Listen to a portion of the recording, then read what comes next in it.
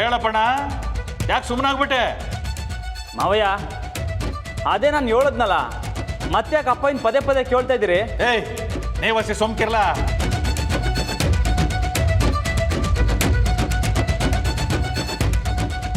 ಹೇಳಪ್ಪಣ್ಣ, ಆಸ್ತಿ ಎಲ್ಲ ಯಾರಿದ್ದು? ಮದುವೆ ಸಾಕು. ಮಾವಯ್ಯ, ಯಾಕೆ ಹಿಂಗೆ ಕೇಳ್ತಾ ಇದ್ದೀರಿ? ಲೇ ರಾಮ, ನೀ ಸೋಮ್ಕಿರ್ಲ. ಅಪ್ಪಣ್ಣ, ಅವ್ನಿಗೆ ಬಾಯಿ ಮುಚ್ಕೊಂಡಿರೋದ ಕೇಳು. ರಾಮ, ಸುಮ್ಮನಿರು ಒಂದೇ. ಅಲ್ಲ ಅಪ್ಪಯ್ಯ, ನನ್ನ ಪಾಲಿನ ಎಲ್ಲ ಆಸ್ತಿನೂ ಅಶೋಕ ಮತ್ತೆ ಅದಕ್ಕೆ ಕೊಡ್ತೀನಂತ ಹೇಳಿದ್ನಲ್ಲ, ಮಾವಯ್ಯ ಯಾಕೆ ಇನ್ನೂ ಅದನ್ನೇ ಮಾತಾಡ್ತಾವ್ರೆ? ಏನಂತೆ ನೀನು? ನಿನ್ನ ಪಾಲಿನ ಆಸ್ತಿನ? ನೀನ್ ಯಾವನ ಆಸ್ತಿ ಕೊಡೋದಕ್ಕೆ? ಯಾಕೆ ಮಾವಯ್ಯ, ಯಾಕೆ ಹಿಂಗೆ ಮಾತಾಡ್ತಾ ಇದ್ದೀರಿ? ಏನು ನನಗೆ ಎದುರು ಕೊಡ್ತೀಯ? ಮದುವೆ ಬಿಡು, ಬೇಡ.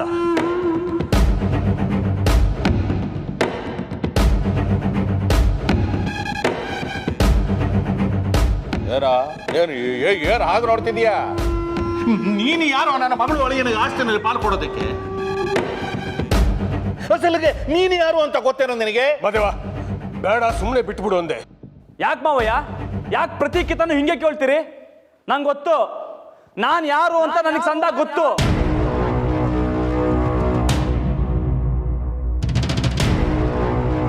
ಇದಕ್ಕೂ ಮೊದಲು ನಿಮ್ಗೆ ಹೇಳಿವ್ನಿ, ಈಗಲೂ ಹೇಳ್ತಾವ್ನಿ, ಕೇಳ್ಕೊಳ್ಳಿ.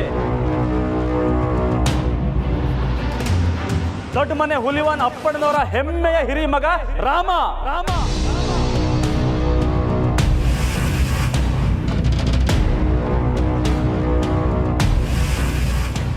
ನಾನು ನನ್ನ ಪಾಲಿನ ಆಸ್ತಿನ ನನ್ನ ತಮ್ಮಂಗೆ ಕೊಡ್ತೀವ್ನಿ, ಅರ್ಥ ಆಯ್ತಾ? ಏನಂದೆ? ನಿನ್ನ ತಮ್ಮನ? ನೀನು ದೊಡ್ಡ ಮನೆ ಹಿರಿ ಮಗನ? ಮದುವೆ ರಾಮ, ಸುಮ್ಕೆ ಹೋಲ ನೀನು. ಏನಂದೆ ರಾಮ? ನೀನು ಹಿರಿ ಮಗನ? ಏಯ್, ಒಂದು ತಿಳ್ಕೋ, ಈ ದೊಡ್ಡ ಮನೆ ಹಿರಿ ಮಗ ಕಿರಿ ಮಗ ಎಲ್ಲ ಅಶೋಕ ಒಬ್ಬನೇ. ನಿನಗೂ ಈ ಮನೆಗೂ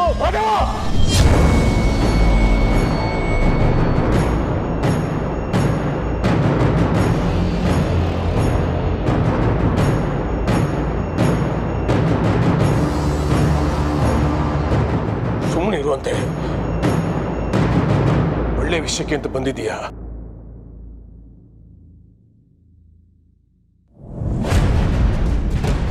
ಏನ್ ಮಾವಯ್ಯ ಹೇಳಿ, ನಂಗೂ ಈ ಮನೆಗೂ? ರಾಮ, ಬಿಡು ಅಂತ ಹೇಳಾಯ್ತಲ್ಲ. ಮಾದೇವ ಮಾಡೋ ತಮಾಸೆಗೆ ನೀನ್ ಯಾಕೆ ತಲೆ ಕೆಡ್ಸ್ಕೊಂತೀಯ?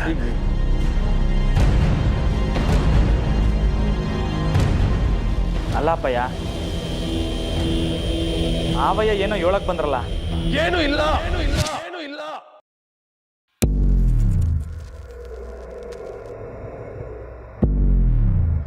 ನೀನು ನನ್ನ ಹಿರಿಮಗ, ನೀನು ನನ್ನ ಹಿರಿಮಗ. ಮದುವೆ ನೋಡು, ನೀನು ತಮಾಷೆ ಮಾತಾಡಿದ್ರೆ ಇವನು ಗಂಭೀರವಾಗಿ ತಗೊಂಡ್ಬಿಡ್ತಾನೆ. ಇನ್ಮೇಲಾದ್ರೂ ಮಾತಲ್ಲಿ ಮಿತಿ ಇರಲಿ. ನನಗೆ ನನ್ನ ಮಿತಿ ಚೆನ್ನಾಗಿ ಗೊತ್ತಿದೆ. ಯಾರನ್ನ ಎಲ್ಲಿಡಬೇಕು ಅಂತ ಗೊತ್ತಿಲ್ಲದೆ ಇರೋನು ನೀನು.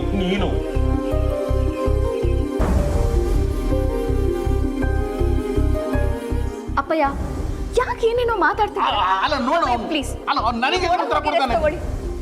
ಹೋಗಿ ಅಪ್ಪಯ್ಯ.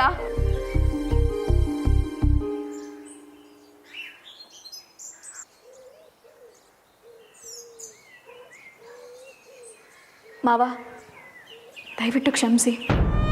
ಬಾವಾ, ನೀವು ಏನು ಅನ್ಕೊಳ್ಬೇಡಿ. ಅಪ್ಪಯ್ಯನ ಬಗ್ಗೆ ನಿಮಗೆ ಚೆನ್ನಾಗಿ ಗೊತ್ತಲ್ವಾ?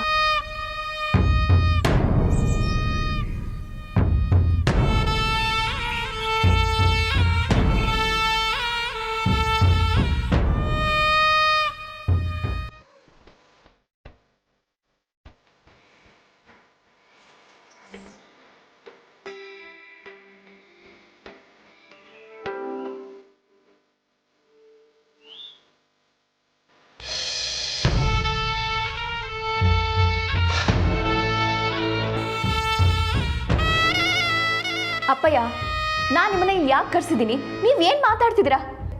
ಈಗ ಕೋಣದ ಇತಿಹಾಸದ ಬಗ್ಗೆ ಮಾತಾಡೋದು ಬೇಕಿತ್ತಾ? ಏನ್ ಮಾಡ್ಲಿ ಪುಟ್ಟ, ಇಲ್ಲಿಗೆ ಬರೋದಕ್ಕೆ ಮುಂಚೆ ಅವನ ಜೊತೆ ಆಗಲಿ ಅವನ ಬಗ್ಗೆ ಆಗಲಿ ಏನೋ ಮಾತಾಡಬಾರ್ದು ಅಂತ ತೀರ್ಮಾನ ಮಾಡಿಕೊಂಡೇ ಬಂದಿದ್ದೆ. ಆದರೂ ಅವನು ನೋಡ್ತಿದ್ದ ಹಾಗೆ ನನಗೆ ಮೈಯೆಲ್ಲ ಉರಿಯೋದಕ್ಕೆ ಶುರು ಆಗಿಬಿಡುತ್ತೆ. ಒಂದು ಚಿಕ್ಕ ಅವಕಾಶ ಸಿಕ್ಕಿದ್ರು ಸಾಕು ಅವನಿಗೆ ಚೆನ್ನಾಗಿ ಅವಮಾನ ಮಾಡಬೇಕು ಅನ್ನಿಸ್ಬಿಡುತ್ತೆ. ಏನು ಮಾಡಲಿ? ಅದೇನು ಸರಿ ಅಪ್ಪಯ್ಯ, ಆದರೆ ನಾವು ಅದನ್ನ ಪ್ಲಾನ್ ಮಾಡ್ಕೊಂಡು ಮಾಡ್ತಿದ್ದೀವಿ ಅಂತ ಅನ್ನಿಸ್ಬಾರ್ದು. ನೀವೇನೋ ಅವನು ಅನಾಥ ಹಾಗೆ ಹೀಗೆ ಅಂತ ಕೂಗಾಡಿ. ಅದರಲ್ಲಿ ಏನು ತಪ್ಪು? ಈಗ ಅವನು ಯಾರು ಅನ್ನೋದನ್ನ ಇಷ್ಟು ವರ್ಷದಿಂದ ಅಪ್ಪಣ್ಣ ಮುಚ್ಚಿಟ್ಟಿದ್ದಾನಲ್ಲ, ಅದಕ್ಕೆ ಕೇಳಿದೆ.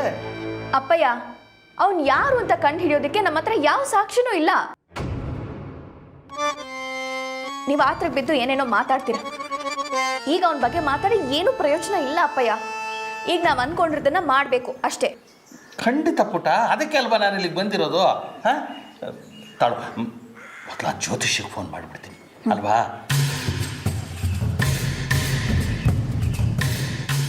ಬನ್ನಿ ಹೇಳಿ ಅಂದರೆ. ನಂದಿ, ನಾನು ನಿನ್ನ ಹತ್ರ ಸ್ವಲ್ಪ ಮಾತಾಡಬೇಕು. ಸರಿ, ನಾವಿಬ್ರು ಮಾತಾಡಿ, ನಾನು ಫೋನ್ ಮಾಡ್ಕೊಂಬರ್ತೀನಿ.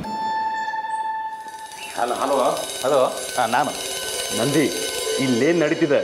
ನೀನು ಅಶೋಕ್, ವೇಟ್ ಅಶೋಕ್, ನೀವೇನು ಕೇಳೋಕೆ ಬಂದಿದ್ದೀರಾ ಅಂತ ನನಗೆ ಚೆನ್ನಾಗಿ ಗೊತ್ತು. ಈ ಮಗು ಹೇಗೆ ಅಂತ ತಾನೆ? ನೋಡಿ, ಈಗ ನೀವು ಇದ್ರ ಬಗ್ಗೆ ತಲೆ ಕೆಡಿಸ್ಕೊಳ್ಬೇಡಿ. ನನ್ನನ್ನು ಏನೂ ಕೇಳಬೇಡಿ. ಸಮಯ ಬಂದಾಗ ನಾನು ಎಲ್ಲದಕ್ಕೂ ಉತ್ತರ ಕೊಡ್ತೇನೆ. ಅಂದರೆ ಹೇಳಿದ್ನಲ್ಲ ಅಶೋಕ್, ಈಗೇನು ಕೇಳಬೇಡಿ. ಆಮೇಲೆ ನಾನೇ ಎಲ್ಲ ಹೇಳ್ತೀನಿ. ಓಕೆ?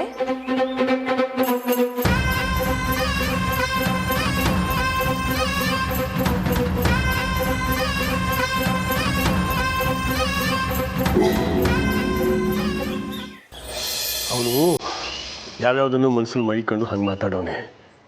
ನೀ ತಲೆ ಕೆಡಿಸ್ಕೋಬೇಡ, ಬಿಟ್ಬಿಡು. ಈಗ ಮಾತ್ರ ಅಲ್ಲ ಅಪ್ಪಯ್ಯ, ಮಾವಯ್ಯ ಪ್ರತಿ ಕಿತ್ತನ ಹಿಂಗೆ ಹೇಳ್ತಾರಲ್ಲ, ಯಾಕೆ? ಅದೇ ಪ್ರತಿ ಕಿತನ ಹಂಗೆ ಅಲ್ವಾ? ನಿಂಗೇನು ಇದು ಹೊಸ್ದಲ್ವಲ್ಲ, ಬಿಟ್ಬಿಡು. ನನ್ನ ಯಾಕೆ ಆಟೋದು ಪಾಪ ಅಪ್ಪಯ್ಯ ಮಾವಯ್ಯಂಗೆ? ನಾನು ಏನು ತಿಪ್ಪು ಮಾಡಿದ್ದೀನಿ? ಹಂಗೇನು ಇಲ್ಲಕ್ಕಲ್ಲ, ನಿಂತಾವ ಮೊದಲಿಂದ ಹಂಗೆ ಅಲ್ವಾ? ಅವ್ನು ಮಾತಾಡುವಾಗ ನೀನು ಮಧ್ಯೆ ಬಂದು ಮಾತಾಡ್ಬಿಟ್ಟಲ್ಲ, ಅದಕ್ಕೆ ನಿನ್ನ ಮೇಕೆ ಹೊಸಿ ಕೋಪ ಅವಂಗೆ. ಅಟ್ಟೆಯ ನಿನ್ನನ್ನು ಬೇಸರ ಪಡಿಸೋದಾಗ ಏನೋ ಒಂಥರ ಖುಷಿ ಅವಂಗೆ, ಅಟ್ಟೆ. ಬಿಟ್ಟುಬಿಡು, ಅದನ್ನೆಲ್ಲ ತಲೆ ಕೆಡಿಸ್ಕೊಬೇಡ.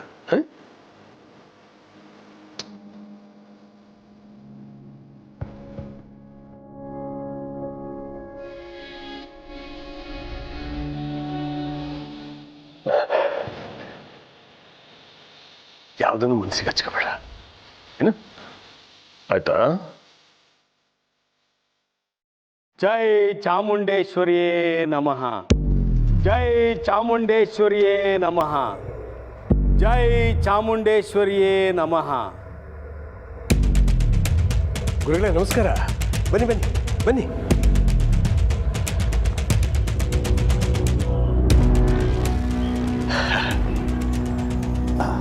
ನಮಸ್ಕಾರ ಅಪ್ಪಣ್ಣವರಿಗೆ. ಎಲ್ಲ ಹೇಗೆ ನಡೀತಾ ಇದೆ? ಎಲ್ಲ ಚೆನ್ನಾಗಿ ನಡೀತಾ ಇದೆ ಗುರುಗಳೇ. ಇರಲೇಬೇಕಲ್ವೇ? ಆ ಚಾಮುಂಡೇಶ್ವರಿ ತಾಯಿ ಎಲ್ಲರಿಗೂ ಒಳ್ಳೇದು ಮಾಡೋಕೆ ಹೊರಟಿದ್ದಾಳೆ. ಗುರುಗಳೇ, ತಾವು ಬಂದ ಕಾರಣ? ನಿಮ್ಮ ಸೊಸೆ ಬರೋಕೆ ಹೇಳಿದ್ಲು. ಸೊಸೆನಾ?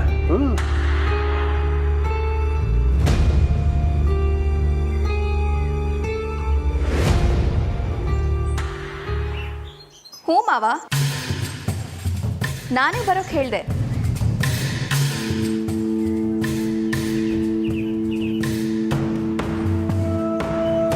ನಮಸ್ಕಾರ ಗುರುಗಳೇ. ಮಾವ, ದೊಡ್ಡ ಮನೆಗೆ ಮಗು ಒಂದು ಬರೋ ಸಿಹಿ ಸುದ್ದಿ ಗೊತ್ತಾಗಿದೆ. ಇನ್ನು ಮುಂದೆ ನಮ್ಮೆಲ್ಲರ ಗ್ರಹಗತಿ ಹೇಗಿರುತ್ತೆ, ಜೊತೆಗೆ ಮಗುವಿನ ಭವಿಷ್ಯ ಹೇಗಿರುತ್ತೆ ಅಂತ ತಿಳ್ಕೊಳ್ಳೋಕ್ಕೆ ನಾನೇ ಅವ್ರನ್ನ ಕರೆಸ್ದೆ ಮಾವ.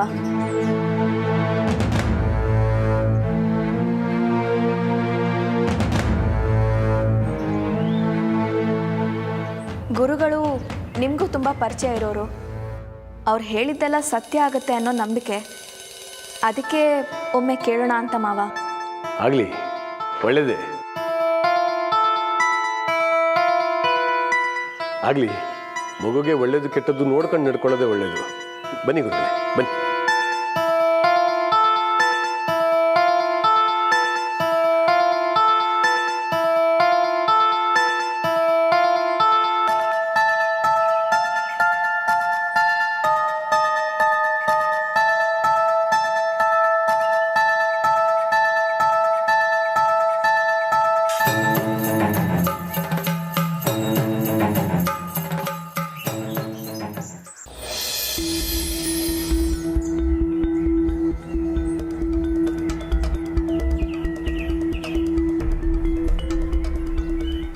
ರೀ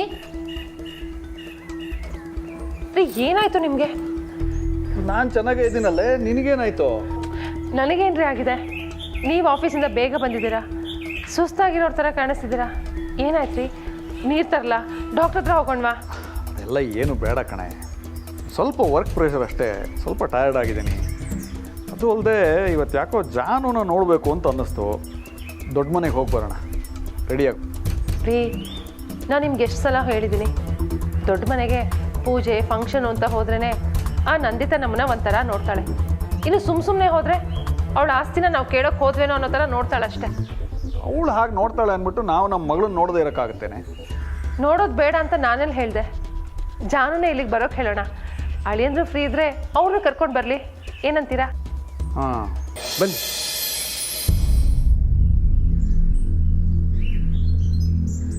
ಕೂತ್ಕೊಳ್ಳಿ. ಜೈ ಚಾಮುಂಡೇಶ್ವರಿ. ಮಣಿಲಿಂಗು,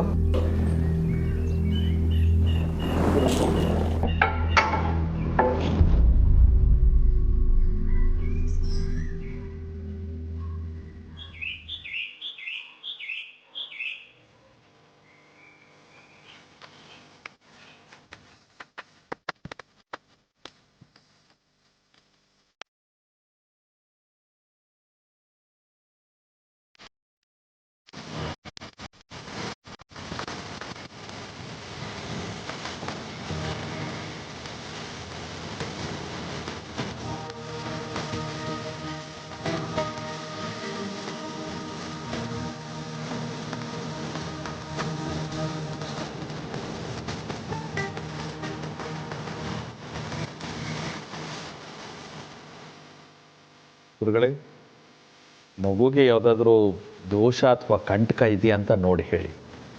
ನನ್ನ ಮೊಮ್ಮಗುಗೆ ಯಾವುದೇ ರೀತಿ ತೊಂದರೆ ಆಗಬಾರ್ದು, ಅದಕ್ಕೋಸ್ಕರ ನಾನು ಏನು ಮಾಡೋದಕ್ಕೂ ಸಿದ್ಧ.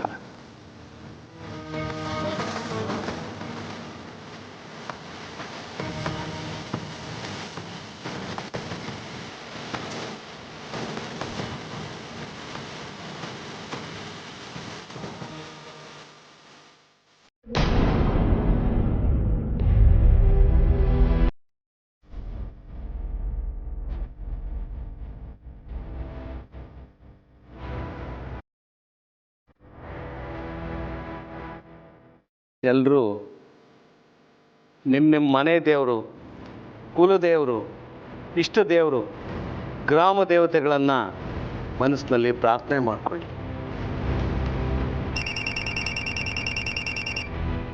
ಓಂ ಚಾಮುಂಡೇಶ್ವರಿ ನಮಃ, ಓಂ ಚಾಮುಂಡೇಶ್ವರಿ ನಮಃ, ಓಂ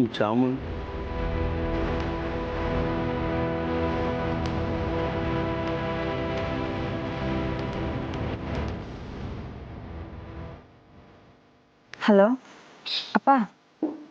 ಹಲೋ ಬಂಗಾರ, ಬ್ಯುಸಿ ಇದೆಯೇನಾ? ಇಲ್ಲಪ್ಪ, ಹೇಳಿ. ಅದು ಮೊನ್ನೆ ನಿನ್ನ ಪೂಜೆಗೆ ಕರೆದಾಗ ನಾವು ಪದೇ ಪದೇ ಬೀಗ್ರ ಮನೆಗೆ ಬರೋದು ಸರಿ ಇಲ್ಲ ಅಂತ ಏನೋ ಹೇಳಿಬಿಟ್ಟೆ.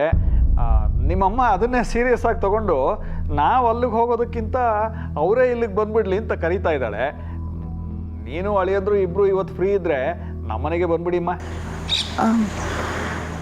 ಅಪ್ಪ, ಅದು ಜಾನು, ಅಳಿಯಂದ್ರು ಫ್ರೀ ಇಲ್ಲ ಅಂದ್ರೂ ಪರವಾಗಿಲ್ಲ, ನೀನು ಒಬ್ಬಳೇ ಆದರೂ ಬಾ. ನಿನ್ನನ್ನು ನೋಡಬೇಕು ಅಂತ ನಿಮ್ಮಪ್ಪ ಆಫೀಸಿಂದ ಬೇಗ ಬಂದು ಕೂತಿದ್ದಾರೆ.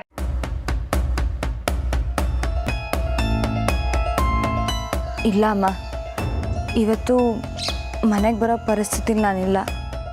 ಯಾಕೆ ಜಾನು, ಏನಾಯಿತು?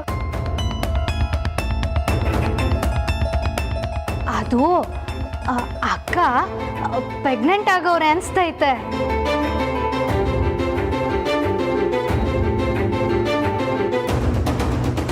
ಈಗ ಮನೆಗೆ ಜ್ಯೋತಿಷಿ ಬಂದಿದ್ದಾರೆ. ಜ್ಯೋತಿಷಿನ? ಹ್ಞೂ ಅಪ್ಪ, ಮಗು ಭವಿಷ್ಯದ ಬಗ್ಗೆ ಮತ್ತು ಮನೆಗೆ ಏನಾಗುತ್ತೆ ಅನ್ನೋದ್ರ ಬಗ್ಗೆ ಕೇಳ್ತಿದ್ದಾರೆ.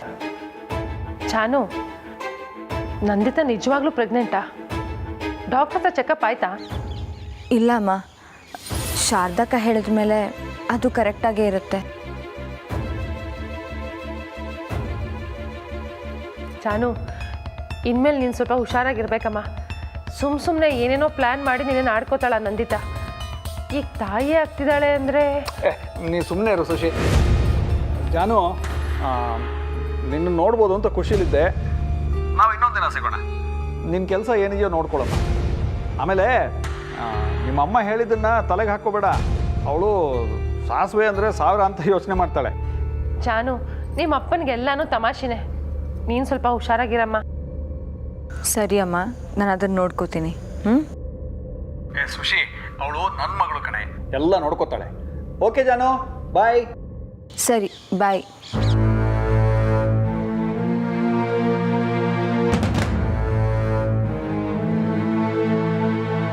ಯಾಕೆ ಸುಶಿ, ಏನೋ ಕಳೆದೋ ಥರ ಕೂತಿದ್ಯಾ?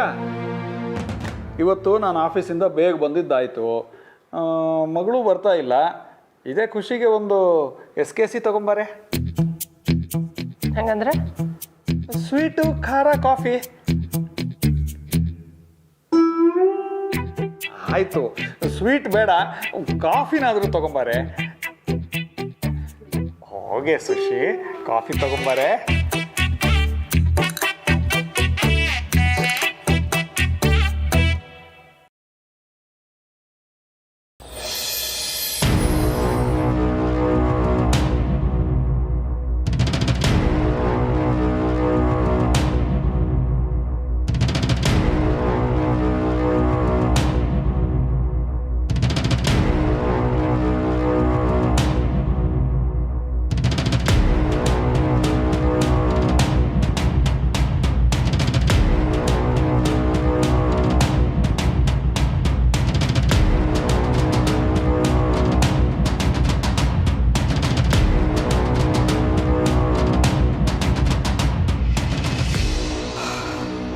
ಯಾಕೆ ಗುರುಳೆ, ಏನಾಯಿತು? ಮಗುಗೇನಾದರೂ ದೋಷ ಇದೆಯಾ?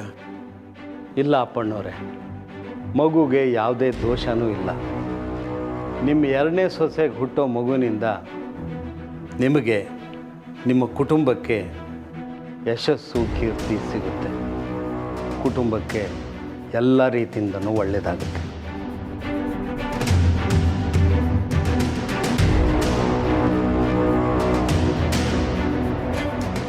ಸಕಲ ಕಾರ್ಯಸಿದ್ಧಿ ಯೋಗ ಇದೆ. ನಿಮ್ಮ ರಾಜಕೀಯ ಜೀವನದಲ್ಲಿ ಸಾಕಷ್ಟು ಬದಲಾವಣೆಗಳು ಆಗುತ್ತೆ. ಆದರೆ ಒಂದೇ ಒಂದು ಸಮಸ್ಯೆ ಇದೆ.